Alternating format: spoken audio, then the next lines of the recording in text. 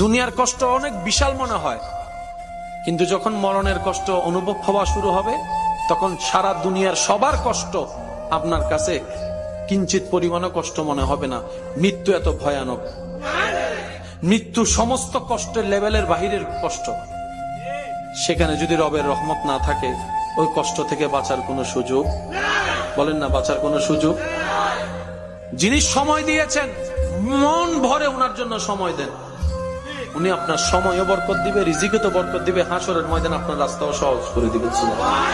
আজকে থেকে আপনি আমি গুনাহ থেকে বাঁচার চেষ্টা করব, সবাই বলি ইনশাআল্লাহ। যে হক পায় তাকে হক দিয়ে দেওয়ার চেষ্টা করব। জায়গা পাইলে জায়গা, টাকা পাইলে টাকা, যদি দেওয়ার সামর্থ্য না থাকে সামনাসামনি গিয়ে অন্তত মাপ চেয়ে নেবেন। কারণ দুনিয়াতে মাপ পাওয়া যত সহজ, হাসরে মাপ পাওয়া তার চাইতে 1000 গুণ বেশি কঠিন।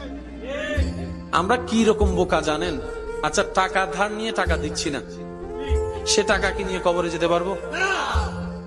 জমিন নিয়ে জামিলা, জমিন নিয়ে কি কবরে যেতে পারবো? তো কোনো কিছু নিয়ে তো কবরে যেতে পারছি না। তো খামাকা নিজের পায়ে নিজে কোরাল মেরে লাভ কি?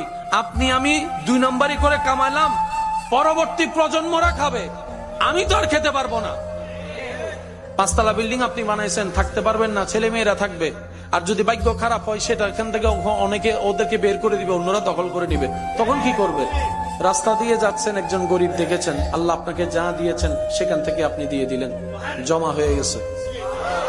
এদিকে দুনিয়াবি হিসেবে তার পেটও ভরার টাকা পেয়েছে, ওদিকে আপনারটা 10 টাকাটা ওখানে 10 গুণ বেশি হয়ে, অথবা 700 গুণ বেশি ওইখানে জমা হয়ে গেছে। মসজিদ মাদ্রাসায় যতটুকু পারবেন গোপনে দান করবেন। প্রতিবেশীকে, গরিব আছে, অসহায় আছে, তাকে দান করবেন। অসুস্থ কোথায় আছে খুঁজে তাকে দান করবেন। অভাবী কে আছে খুঁজে তাকে বাজারের ব্যবস্থা করে দিবেন।